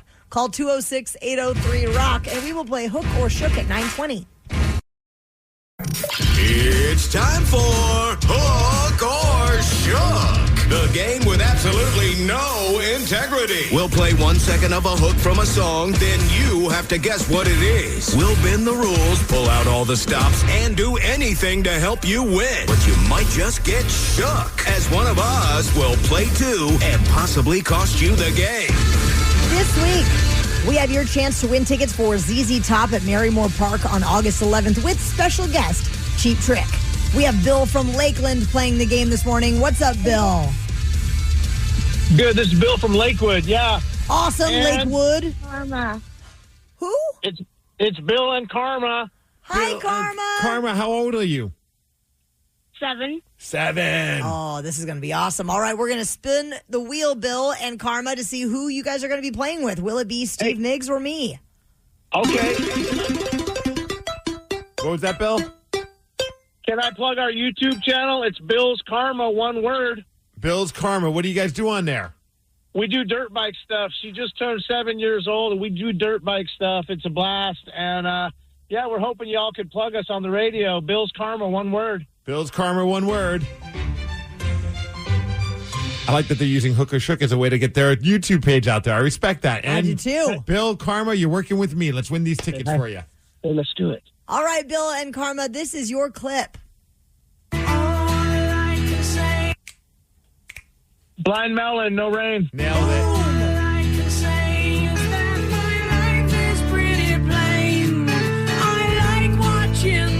I'm sure Karma could have got that one, Bill. I don't know why you jumped in. Karma was all over that. Say something. Say something. Say hi to your fans. Yeah, she could have. All right. Wait, Bill, did you say hi to your fans? Say hi to your fans. Say it. Say it. She's being super shy. She's crazy. You're becoming one of those Hollywood dads, Bill. You can't be doing that to her. All right, Bill, you did very well on your turn. And now, Steve Migs, this is your clip. Tonight by the Smashing Pumpkins. One more. Tonight. Thank you. See, we have integrity. Yes. Congratulations, Bill and Karma. You just won the tickets. Thank y'all. You are so welcome. And all of your fans are very happy to hear that. Rap. Danny, you were telling us that the Smashing Pumpkins just did something very strange. Apparently, they brought up Greg Brady at a pre-Lollapalooza. Like the guy who played, I forget his name now. Barry Williams? Yeah, brought up him to sing a Brady Bunch song on stage before Lollapalooza happens. A Sunshine Day, right? Yeah, that song. Why? I don't know. I'll know. go for a walk outside course she now. knows The it, Steve. summertime's calling my name. I hear you now. I just can't stay inside all day. Yeah, I'm trying to find the clip of it. Oh, there it is. It's a Sunshine Day. Oh, my goodness gracious.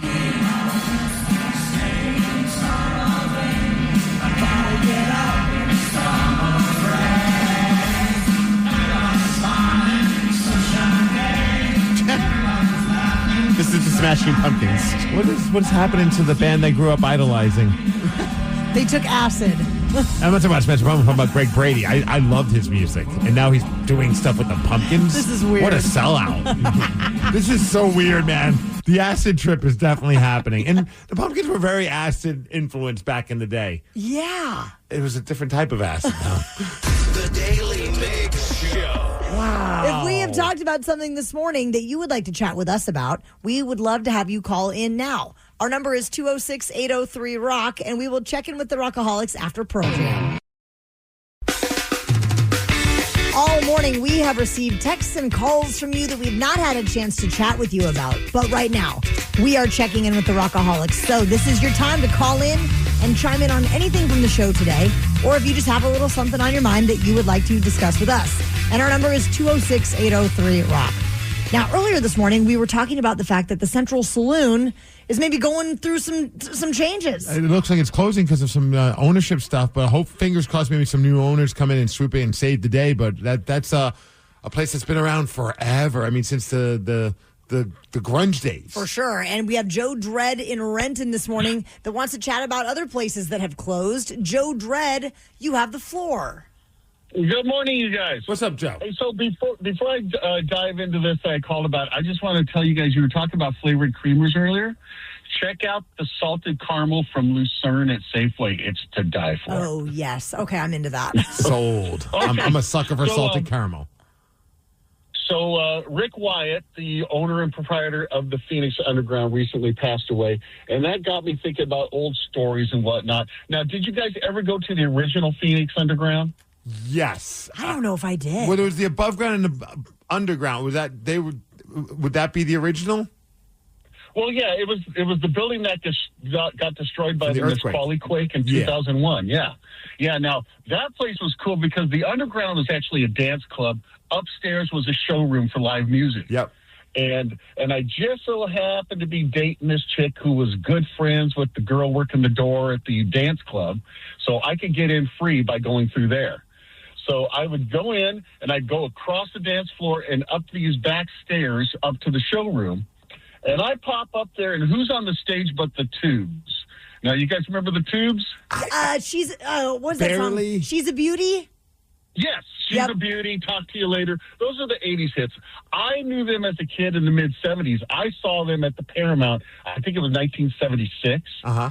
So when I come up there and I see the Tubes on stage, I'm like, oh, I've died and gone to heaven. I'm right up there against the stage, the whole show, just rocking out, singing along with all the songs, and just how awesome is that? Joe, what I love is that you saw the Tubes at the showroom at the Phoenix. I saw Biohazard and Sepultura, two very different styles of music, both at the same venue. Yeah, the Phoenix, they cater to everybody. Yeah.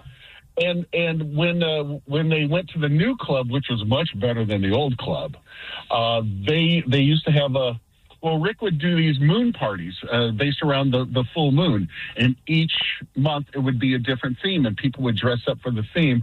1 month the theme was rock star / porn star. So I'm like, okay, I'm going to dress as Rick and show up down there. And it flew. I walked up to Rick, and he's like, oh, my God, you look great. He goes, you're not the first person to dress up like me, but you're doing a good job. And right then, Billy, the owner of the Comedy Underground, who was right in the neighborhood, Billy used to come over there all the time. He walks in behind us, grabs my arm, thinking I'm Rick, and just kept walking. And That's Rick hilarious. goes, well, if you fooled Billy, then you win for being the best Rick impersonator. Oh, It's that's a a good great costume, story. Joe. Definitely had thoughts go out to family and friends of Rick Wyatt. It sounds like I never met him, but obviously I've been to the Phoenix a few times in my life. sure.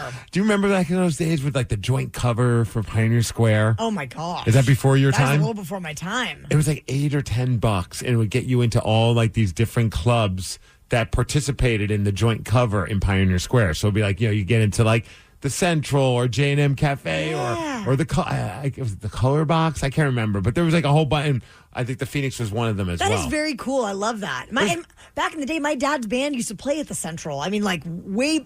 Alice in Chains played the Central. That's a legendary place. Yeah, that's why when I saw that story, I was like, oh, that's an absolute bummer. Hey, there's still a little hope, though, right? All right, we got a text message at 206-803-ROCK say that the TV shared today that Arnold Schwarzenegger, it's his 79th birthday. Wow. What's your favorite Arnold movie? Mine would be, and this is a texter, not me, True Lies. That's the one I would pick. True Lies is so good. Why are you going with True Lies? There's so many great Arnold movies. It has everything. It has comedy. It has romance. It has action. It's a perfect packaged movie. Danny, what about you? I don't think I've ever seen a movie with Arnold Schwarzenegger in it. You've never seen The Terminator? Never once. You've never seen Predator? Never once. Kindergarten Cop? Never once. Twins? Nope. Or my pick, Jingle All the Way? Nope. I recently watched it just as a goof, and then by the end of it, both my wife and I are like, this is a really good Christmas movie. I haven't seen that in forever. It's cheesy as all hell, but it's a fun story. Arnold's great in it. I love it. Well, and there's also a great Arnold documentary that came out within the last couple of years, too, Danny. You could get to know the Terminator a little better. If I'm going to watch one, what's the number one? It True depends. Lies. What do you want? You know what? That might be a good pick because, you got action hero Arnold. Okay. You got badass Arnold, and then you also have comedic Arnold. And also Jamie Lee Curtis is in it. I kind of like comedic Arnold. Kindergarten Cop's a good It's one. really funny. Twins, where he finds out he's having a baby.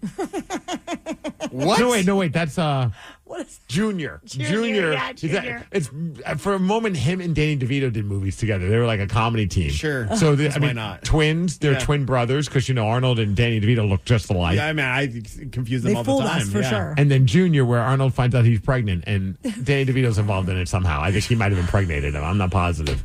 Don't quote me on that. You know I'm out. The Daily Migs Show. You're not selling it. Come on, Terminator. Watch Terminator 2 and then Terminator. We need your help, Rockaholics, because back to school is just around the corner for a lot of kids. And for kids whose families might be experiencing some tough times, a brand new pair of sneakers may not be in the budget as they get ready to walk the hallways. So we step up and help with a thing called Kicks for Kids. And you can help by donating at KISW.com, and any amount helps. It all adds up. Shout out to Nicole C. Donated $100 to Kicks for Kids. Robert Noonan Camp donated $100. Hoping for some more donations because we are not at $2,000. And in order to get to $20,000, we got to get to $2,000 first. That's how math works. Hey, maybe we can get to $2,000 before the show ends at 10 o'clock this morning. That would be awesome. Head to KISW.com and make a donation to support Kicks for Kids. To me, abundance isn't just about what's in your pantry. It's also about how you care for yourself. That's why I appreciate Azure Well. They offer vitamins and supplements focused on purity, potency, and consistency, helping support a wellness routine built for the long haul. When you're intentional about what you put in your body, small choices add up over time. Visit azurelivingwell.com to shop and learn more.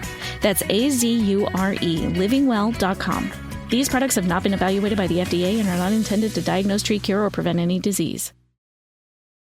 The Daily Migs Show is built on the backs of legends. The Rockaholics. And some don't just listen, they show up. They bring the moment. They win the day. They're the player of the game. And they earn the Daily Migs Game Ball. Steve Migs, I just want to say our listeners have been on fire lately. Today especially. I don't even know how you could choose, but you're going to tell us. Who is getting today's Daily Migs Show Game Ball? Well, Taryn Daly, you're absolutely right. I could not pick one. I could not pick two. No.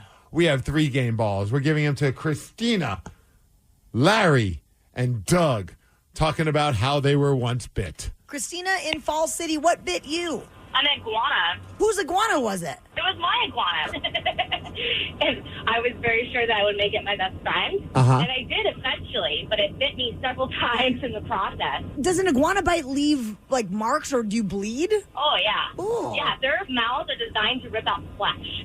So they bite you, and then they do alligator turns. They start twisting like an alligator does. Every time it bit me, and you can't pull your hand away. Oh. So I had to grab it on the back of its neck before it starts turning, and then have someone grab a spatula and open its mouth off and pry it off. Did you just have like a spatula handy just in case in any situation? Doug on I-5. That took a dark turn.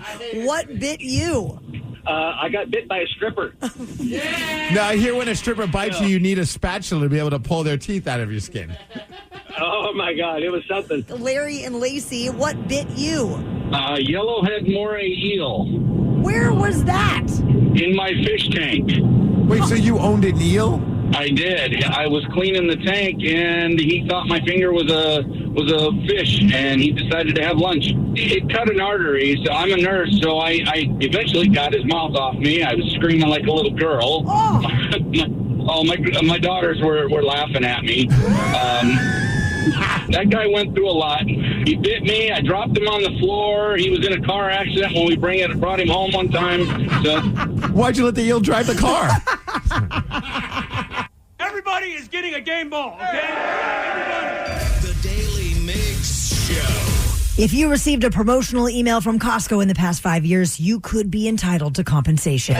We're going to give you the Daily Migs download after Def Leppard. Knowledge is power. So give us 5-ish minutes, and we'll give you, some interesting stuff you can talk about at work. This is the Daily Migs Download. AKA the DMD. Here's your daily dose of doings happening in the world. And the DMD is brought to you by Palace Law. And let's unfortunately talk about our Seattle Mariners. They were only able to get 1 hit through the first 6 innings. You can't beat the Dodgers if you can't hit the ball. No. The Dodgers are a very good team, and they dominated yesterday. Ended up beating the Mariners 4-2. There was a glimmer of hope. Had a late RBI hit from Cole Young as well as Mitch Garver, but then Teoscar Hernandez. That name sounds familiar because, he played with the Mariners for a minute.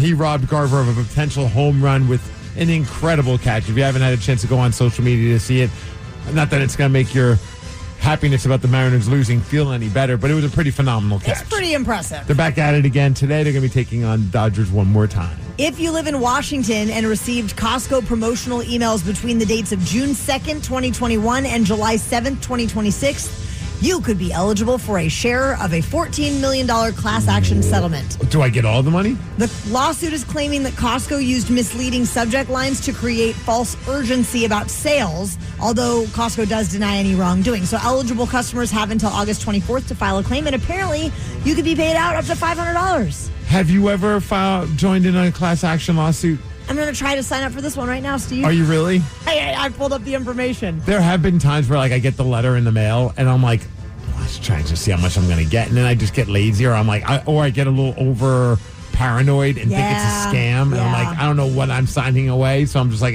screw it. But I might have missed out on like $5 or $6 here and there. Well, I'll let you know how it goes for me. And crumbs make crumb cake. That's right. Every dollar helps. All right, let's talk a little bit about Everett because they're tightening their rules on e-bikes and electric scooters as well. We talked about this yesterday, the day before, how you have not really done I've any. never done it. I have not done them either.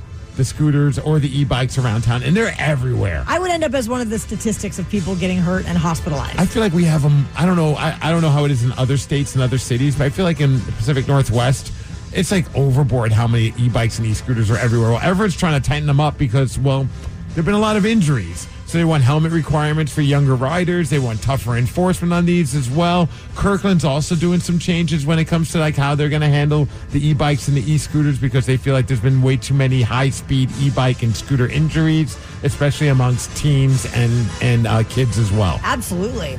Seattle Police Chief Sean Barnes has been fired by Mayor Katie Wilson after reportedly refusing the option to resign. What a conversation. Reports. We want you to resign. Nah. Okay, then you're fired. And the move comes just days after widespread criticism of the city's response to the deadly Bite of Seattle shooting that just occurred. So his absence during that incident and a heated exchange with a reporter over his travel, plus growing questions about the department's communication all factored into this. Community reaction is pretty split. Some organizations are calling for Barnes to be reinstated. Others are saying that this was the right move. I feel like everybody should be fired. That's how everything was handled. It just seemed like it was a giant cluster and exposed just a lot of like miscommunication issues and a lot of problems that are happening behind the scenes when it comes to just how the city is run. Too true. As far as whether we're going to be hitting out, did you see that Skrillex might be coming? Yes. He keeps hinting at it, and I want it to happen so bad because I've never seen him live. Oh. And there's rumors that he might be doing Gasworks Parks on August 29th. Get our dubstep freak on with Skrillex. I'll be at Bike MS that weekend. Oh, Danny, you'll go with me, right? No, I'll be anywhere but there. All right, well, if you see me by myself dancing next to a speaker, just let me do that. As far as weather in the high of 78 degrees, going to be a clear day. That is the DMD brought to you by Snoqualmie Casino and Hotel, and that's what's up. Jolene is in for Ryan Castle, and she is up next with your morning 12-pack. The Daily Migs Show. Daily Migs Show. Taking care of a family means thinking about the little things that add up over time. The meals you make, the routines you build, the habits that help everyone feel their best. That's why so many families choose Azure Well. Azure Well offers vitamins and supplements focused on purity, potency, and consistency. Every formula is lab tested and designed for people who want confidence in what they're taking every day. Wellness doesn't have to be complicated. Sometimes it starts with small choices that become lasting habits. If you're thoughtful about what you bring into your family's routine, take a moment to compare what's in your cabinet to Azure Well's line of products. Join a community that believes in better, naturally. Visit AzureLivingWell.com to shop and learn more. That's AZURE livingwell.com. Discover a simpler, healthier way to shop for the things that matter. These products have not been evaluated by the FDA and are not intended to diagnose, treat, cure, or prevent any disease. Hey there, I'm Kendra Adachi, and my show, The Lazy Genius Podcast, helps you be a genius about the things that matter and lazy about the things that don't, and you get to decide what matters. I'm not here to tell you what to do. I'm here to give you a new way to see. Episodes of the Lazy Genius Podcast are full of compassionate time management tips and permission slips to do what makes sense for you. New episodes drop every Monday. Follow and listen to the Lazy Genius Podcast on the free Odyssey app or wherever you get your podcasts.